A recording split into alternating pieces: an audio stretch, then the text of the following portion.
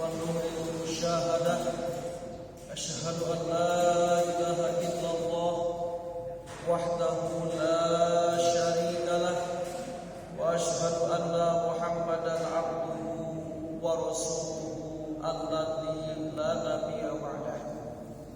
قال تعالى: أعوذ بالله من الشيطان الرجيم. بسم الله الرحمن الرحيم. يا أيها الذين آمنوا لا تلهكم أموالكم ولا أولادكم عن ذكر الله ومن يفعل ذلك فأولئك هم الخاسرون. صدق الله العظيم وصدق نبي الكريم ونحن على ذلك من الشاهدين والشاكرين. Alhamdulillah, puji syukur kita panjatkan ke hadrah Allah yang mana atas karunia nikmat-nikmatnya sehingga kita di subuh ini masih dikarunia nikmat hidayah, nikmat inayah, nikmat sehat dan sempat, sehingga kita bisa melaksanakan ibadah pada subuh ini, terutama salat subuh dengan berjamaah, dilanjutkan iktikaf dan taklim. Mudah-mudahan segala rangkaian ibadah yang kita laksanakan bernilai pahala di sisi Allah Ta'ala. Amin ya rabbal alamin. Salawat salam marilah kita haturkan kepada Nabi yang mulia, Nabi Muhammad sallallahu alaihi wasallam, lalu kepada keluarganya, kepada sahabat-sahabatnya, tabi'in-tabi'atnya, dan mudah-mudahan kita diakui sebagai umatnya dan mendapatkan syafaatnya. Amin ya rabbal alamin. Para hadirin jamaah subuh yang dimuliakan Allah, melanjutkan di bulan kemarin pengajian kitab Syarah Al-Hikam karya Syekh Ahmad Tajuddin Ibnu Athaillah As-Sakandari. Qala al-musannifu rahimahullah wa nas'alullaha an tanfa'na bi ulumihi wa asrarihi mastudi'a fi ghaibis sarair dhahara fi syahadatil dhawahir. Artinya sesuatu yang dititipkan oleh Allah di dalam hati yang rahasia,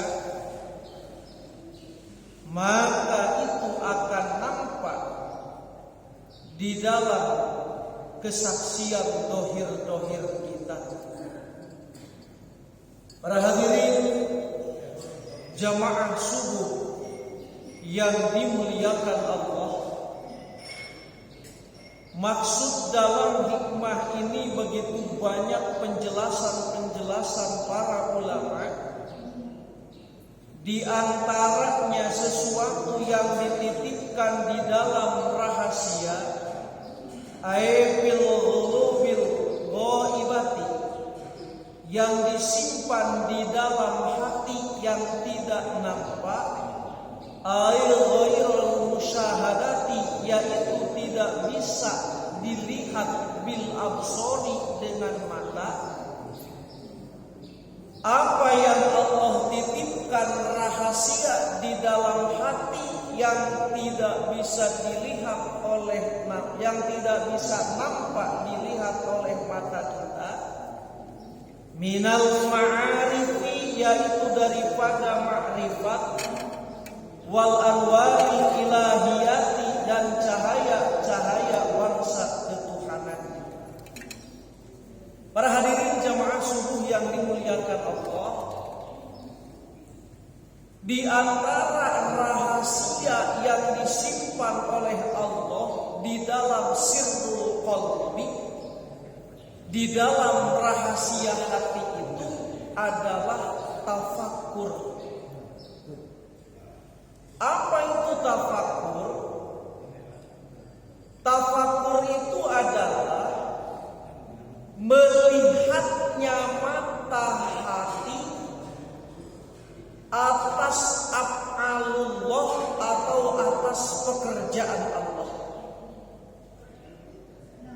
Jadi tembusnya penglihatan mata hati, bahwasannya mata hati kita ini yang ia lihat itu adalah af'alullah.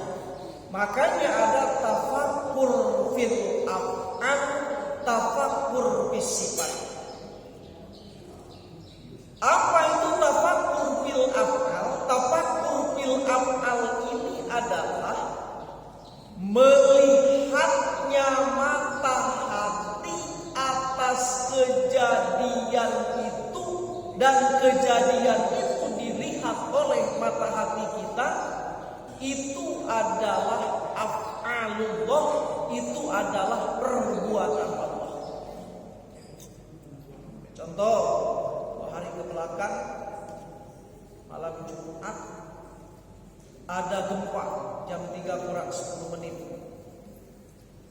Nah, orang yang hatinya sudah dititipkan cahaya tafakkur di dalam rahasia hatinya, maka yang ia lihat itu adalah af'alullah. Atau saat ini kita kumpul di masjid di sini untuk sholat berjamaah subuh, dilanjutkan dengan taklim. Orang yang sudah ada nur ilahiyah, maka hatinya akan tafakur, akan menyaksikan bahwasannya kita duduk di sini, ini adalah af'alullah, ini adalah pekerjaan Allah. Ini diantara salah satu yang disimpan di dalam rahasia atau di dalam sirrul qauli, di dalam rahasia hati. Yang mana kita ketahui bahwasannya ibadah yang dibarengi dengan tafakkur itu lebih bagus daripada ibadah 70 tahun yang bighairi tafakkur, tanpa tafakkur. Ini belum musyahadah, belum muqarabah, baru tafakkur saja ya kelas kita. Karena tafakkur ini yang pertama tafakkur fil af'al, yang kedua naik lagi tafakkur bis sifat. Bahkan ada lagi tafakkur fil dzat.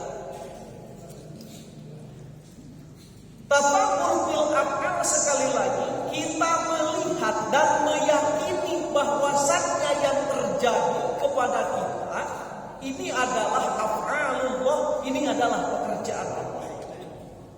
Allah saat ini sedang mengerjakan kita, mendudukkan kita di masjid. Ini disebut tafakkur fil af'al. Naik lagi dari tafakkur fil af'al disebut tafakkur bis sifat. Apa tafakkur bis sifat? Merenungi, meyakini bahwasannya kita duduk di sini, satu dengan kudrat Allah, dua dengan iradat Allah, dengan hayat Allah, dengan sama Allah, dengan basar Allah, dengan wujud Allah, dengan qidam Allah, dan yang lain-lainnya sifat Allah.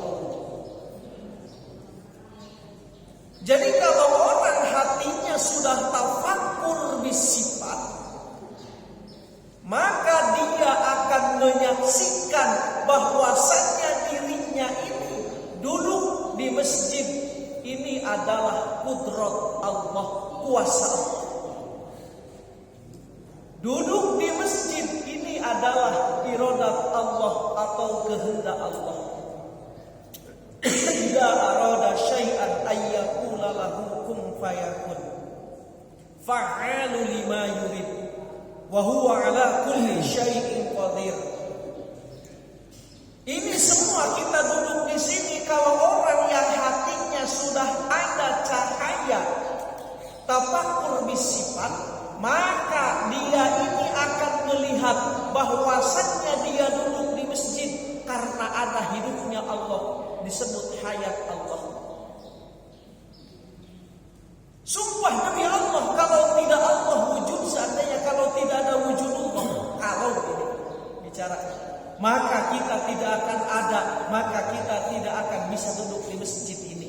Ini orang yang hatinya sudah tafakkur bis sifat.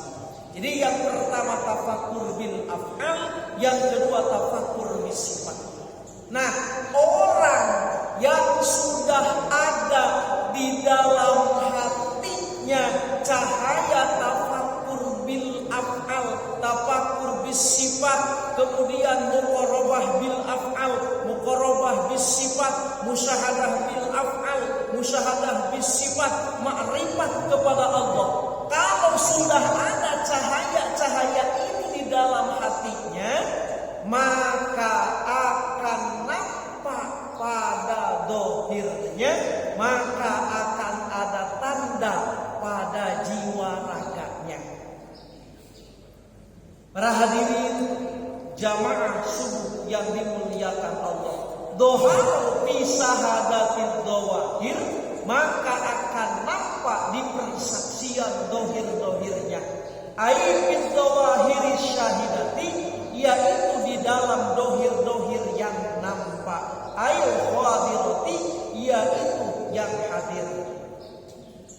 Famas tauda'ahu Allah ta'ala fil qulubi was-sarair minal ma'arif wal adwarin, la budda ayyadhar asaruhu 'alal wajhi wal jawari. Artinya sesuatu yang Allah titipkan kepada seseorang di dalam hati dan di dalam sirnya hati, baik itu cahaya ma'rifat maupun tadi cahaya tafakkur, cahaya muqarabah, cahaya musyahadah, maka akan dohir bekas dari cahaya itu alal wajhi, di dalam wajahnya, wal jawari, dan di dalam jiwa raganya. Wa hadhihi alamatun yu'rafu biha, dan ini adalah tanda yang bisa diketahui. Jadi sekali lagi, orang yang di dalam hatinya sudah ada cahaya, yang rendah ajalah cahaya tafakkur, maka orang ini akan nampak tanda-tanda pada zahirnya. Para hadirin jamaah subuh yang dimuliakan Allah, perlu kita ketahui bahwasanya orang beribadah kepada Allah, di dalam hatinya ada yang tidak ada pingin peningkatan. Jadi berangkat ibadahnya itu hanya sebatas menjalankan saja. Tidak ada dalam hatinya pingin musul kepada Allah. Dalam sholat itu kan as-sholatu munajatun. Sholat itu adalah munajat. Munajat itu kalau bahasa kita sederhananya adalah dialog dengan Allah, sholat itu. Tapi dalam hatinya itu tidak ada mau berdialog dengan Allah melalui pintu sholat. Karena sholat itu kan ketika mengucapkan alhamdulillahi rabbil alamin, Allah akan menjawab hamadina hamadiyallah hamadiyal abdi, kata Allah, hamba-hambaku memujiku. Allah menjawab ketika kita sholat baca alhamdulillahi rabbil alamin itu. Ketika baca ar-rahmanir rahim, Allah juga menjawab. Sholat itu mahalul munajat. Nah, orang yang hatinya ini masih kebanyakan di makom awamin, orang yang awamin ini sholat ini hanya sebatas menjalankan. Tidak ada rasa ingin dialog dengan Allah, tidak ada rasa ingin usul sampai kepada Allah. Makanya zikirnya zikir al-fad. Baca Al-Qur'annya hanya sebatas baca al-fad. Baca Al-Qur'annya hanya sebatas baca lafaz. Zikirnya hanya sebatas baca lafaz. Mulutnya baca subhanallah hanya sebatas baca lafaz. Hatinya tidak mensaksikan kesucian Allah. Nah ini ada orang yang mulutnya Allahu Akbar hanya sebatas lafaz mengucapkan Allahu Akbar. Hatinya tidak mensaksikan keagungan Allah. Ini ngaji tasawuf ini kita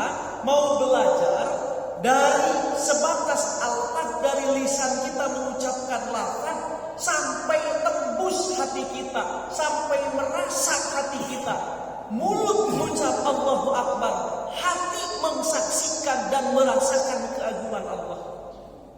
Mulut mengucapkan la ilaha illallah, hati merasakan la ilaha illallah, hati merasakan la dhahara illallah, hati merasakan tidak ada yang mempekerjakan kecuali Allah, tidak ada yang berbuat kecuali Allah, tidak ada yang memberi rezeki kepada kita kecuali Allah. Nah, ingin merasakan seperti ini, maka kita belajar tasawuf. Jadi jangan hanya sebatas hampan, sholat ini jangan hanya sebatas raga. Dan orang yang awamul muslimin, orang yang muslim yang awam ini, yaitu kita, sholat ini hanya sebatas mengantarkan raga, ruhnya, sirnya, qalbunya tidak hadir untuk sholat.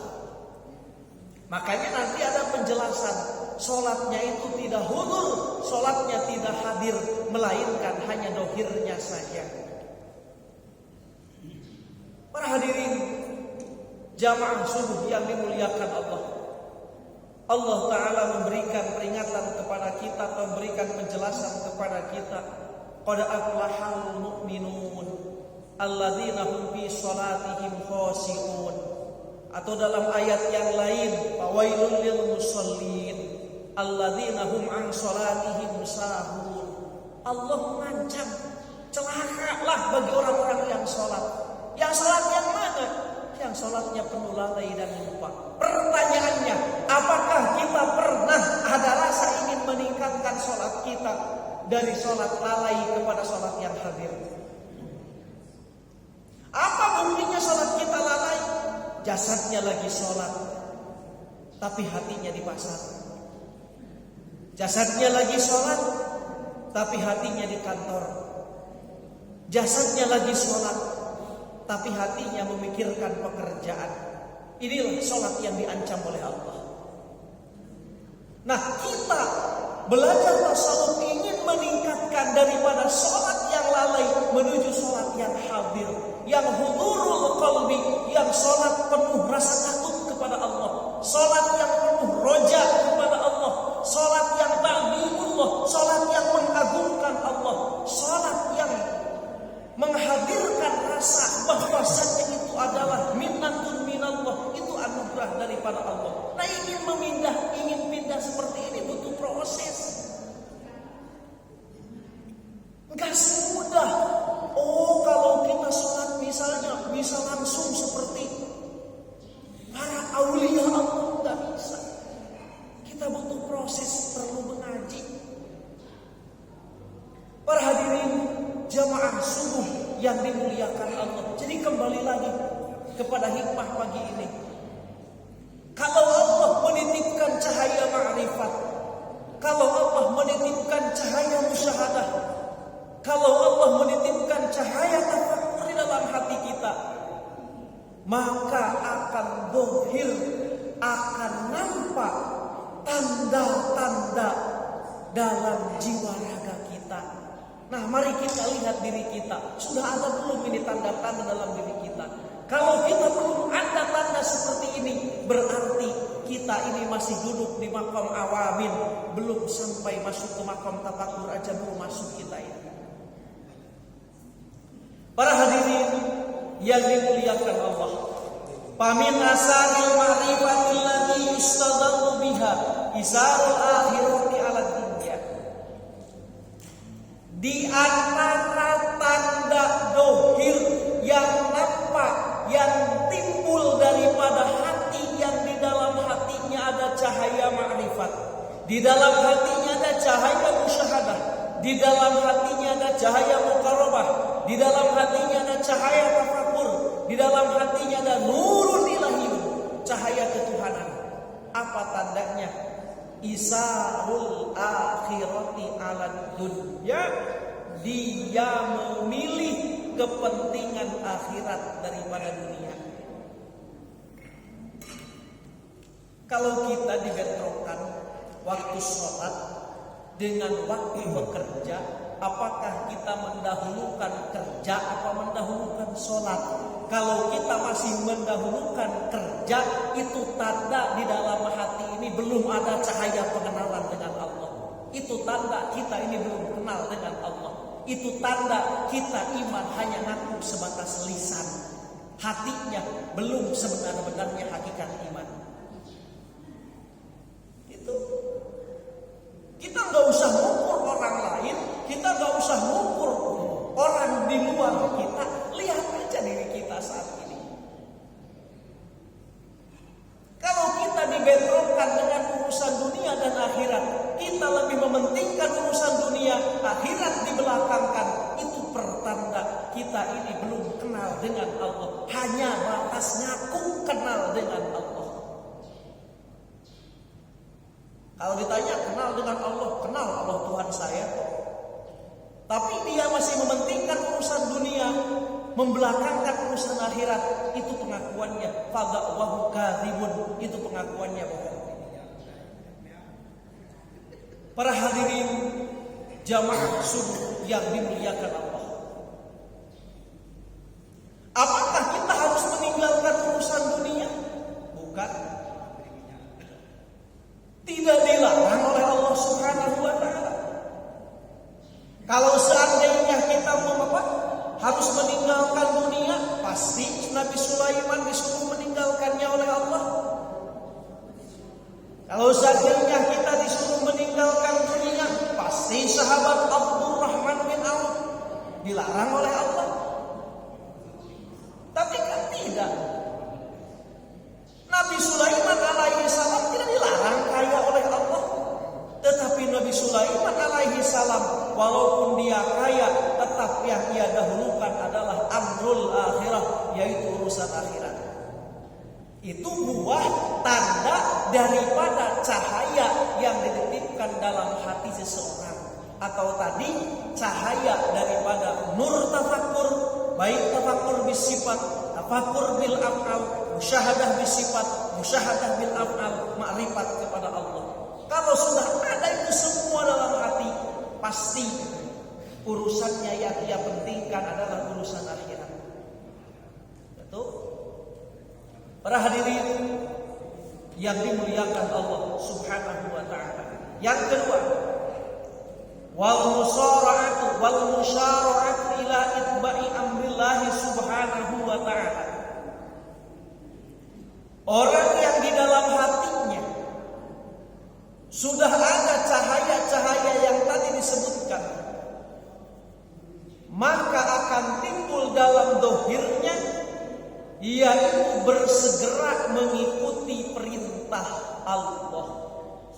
Kalau ada perintah Allah, segera ia ikuti. Apa perintah Allah? Jangan jauh dulu, yang 4 sajalah. 1, ketika kita dapat nikmat. 2, ketika kita dapat musibah. 3, ketika kita jatuh kepada perbuatan dosa. 4, ketika kita berbuat ibadah. Ketika kita dapat nikmat yang Allah perintah kepada kita, kita bersyukur. Wal musyara'atu, orang yang hatinya ada cahaya makrifat, ada cahaya tadi tafakur, ada cahaya musyahadah, ada cahaya muqarabah, sederhananya ada cahaya pengenalan dirinya dengan Allah. Ketika dia dapat nikmat, maka dia bersegera bersyukur.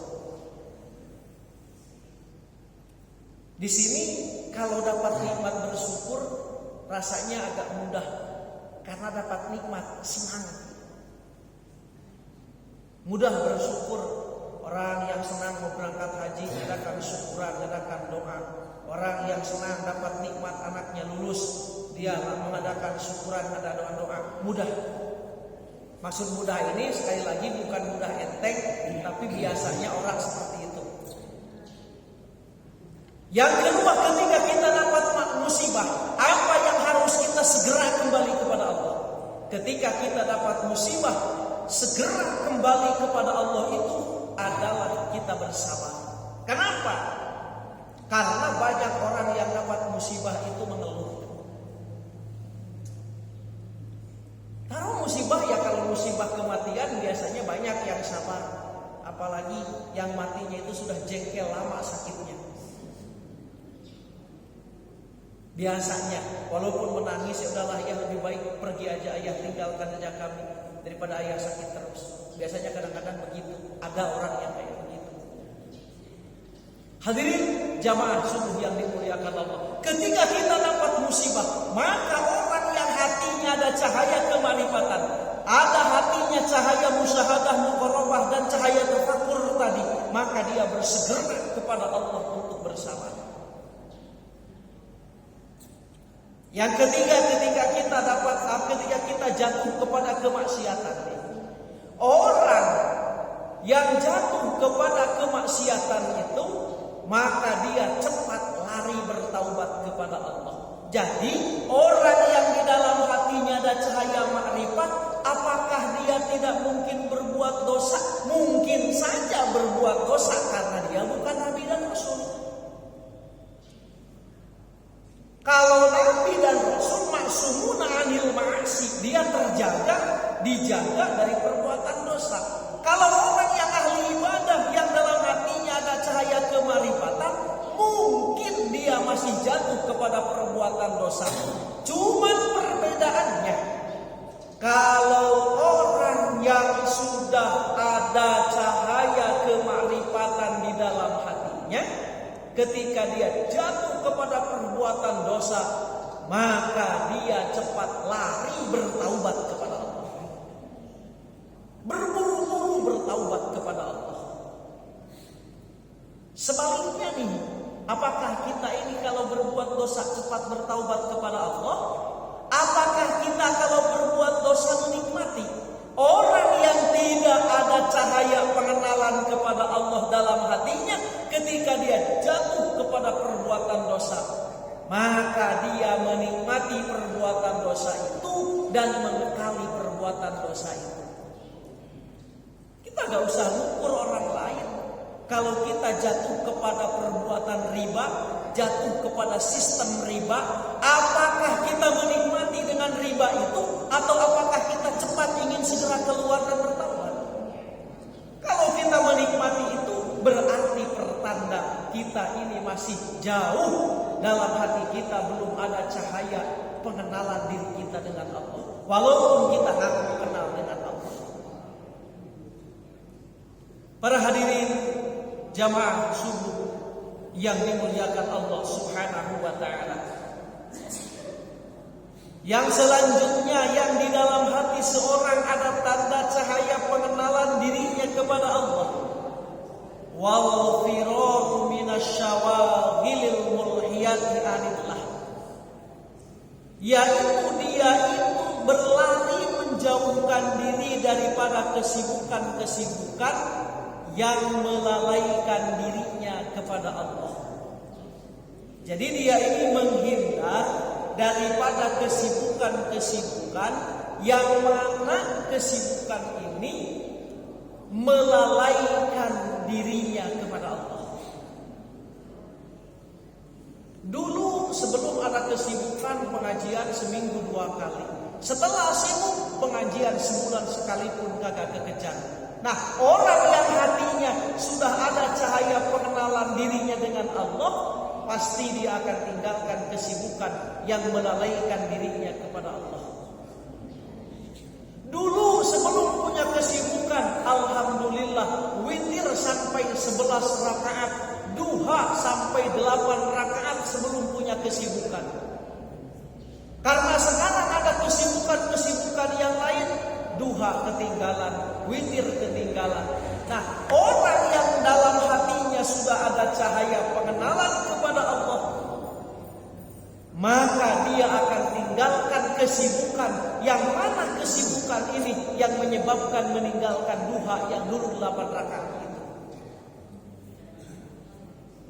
Para hadirin jamaah subuh yang dimuliakan Allah, inilah yang diperingatkan Allah kepada kita. Ya ayyuhalladzina amanu la tulhikum amwalukum wala auladukum an dzikrillah wa may yaf'al dzalika fa ulaika humul khasirun. Wahai orang-orang yang beriman, janganlah melalaikan kamu harta kamu, anak kamu daripada zikir kepada Allah. Jadi janganlah melalaikan kita itu harta kita. Janganlah menyebabkan kita lalai dengan anak-anak kita. Apakah kita tidak boleh punya harta? Boleh, asal jangan harta itu jadi penyebab kita lalai dengan Allah. Apakah kita tidak boleh punya anak? Harus punya anak. Bahkan Rasulullah mengatakan, inni mubahin bikumul umam yaumal qiyamah. Aku bangga, kata Nabi, dengan banyaknya umatku nanti di hari kiamat. Boleh kita punya anak, boleh, harus punya anak. Bahkan Rasulullah bangga kepada kita kalau kita menyebabkan memperbanyak umat Rasulullah. Tetapi jangan jadi sebab anak ini yang melalaikan kita dengan Allah. Banyak orang yang tidak tahu halal haram, yang penting anak kita mendapatkan kepuasan. Banyak orang hanya gara-gara anaknya tidak mikir lagi kewajiban. Hanya gara-gara ingin menafkahi anak, banyak yang meninggalkan sholat. Nah inilah yang dimaksud la tulhikum amwalukum wala auladukum. Kita jangan sampai di situ. Jangan sampai terjatuh ke situ. Ini jurang. Faulaika humul khasirun, ini adalah jurang kecelakaan. Siapa orang yang celaka? Orang yang celaka itu tadi yang dirinya lalai karena ngurus harta, yang dirinya lalai zikir kepada Allah karena ngurus anak. Jangan sampai begitu. Karena Allah sudah mengingatkan kepada kita, wa may yaf'al dzalika fa ulaika humul khasirun. Barang siapa orang yang mengerjakan seperti itu, dia lalai ibadah karena sibuk ngurus harta. Dia lalai ibadah karena sibuk ngurus anak. Dulu belum punya anak, Masya Allah, sholatnya luar biasa. Sekarang gara-gara membiayai anak, sholat ditinggalkan. A'udzubillahi min dzalik. Faulaika humul khasirun. Mereka, kata Allah, termasuk orang-orang yang celaka. Jangan sampai kita masuk ke jurang ini. Nah, kembali lagi dalam hikmah ini. Orang yang di dalam hatinya, yang Allah titipkan cahaya rahasia, yaitu cahaya rahasia, itu cahaya ma'rifat, pengenalan dirinya dengan Allah, maka dia akan tinggalkan sesuatu yang menyebabkan dirinya lalai dengan Allah. Para hadirin jamaah subuh yang dimuliakan Allah. Yang keempat, al-huznu ala fawatit ta'at. Tanda-tanda orang yang di dalam hatinya ada cahaya pengenalan dengan Allah. Dia ini akan sedih jikalau ketinggalan ta'at. Nyesel hatinya karena ketinggalan berjamaah. Ini pertanda dalam hati ada cahaya pengenalan diri dengan Allah. Orang yang sudah terbiasa berjamaah, Pak, ketinggalan berjamaah itu rasa hampa. Nah ini pertanda Allah menitipkan cahaya pengenalan dirinya dengan Allah. Tapi kalau kita ketinggalan sholat, tenang saja. Meninggalkan sholat sudah tidak merasa berdosa lagi, itu pertanda Allah sudah mengusir kita. A'udzubillahi min dzalik. Jadi tanda diri kita sudah diusir dari hadrah Allah. Tanda Allah sudah lewat murka kepada kita. Nanti di depan ada penjelasan hikmahnya. Tanda Allah sudah lewat murka kepada kita. Tandanya apa? Ketika kita berbuat dosa tidak merasa berdosa lagi. Nyaman saja berbuat dosa itu. Nyaman saja duduk di lingkungan riba. Nyaman saja kita duduk di lingkungan maksiat itu. Kita mengerjakan maksiat tidak merasa berdosa lagi. Itu pertanda kita sudah diusir oleh Allah. Meninggalkan sholat merasa tidak berdosa lagi, itu pertanda kita diusir oleh Allah. A'udzubillahi min dzalik, summa a'udzubillahi min dzalik.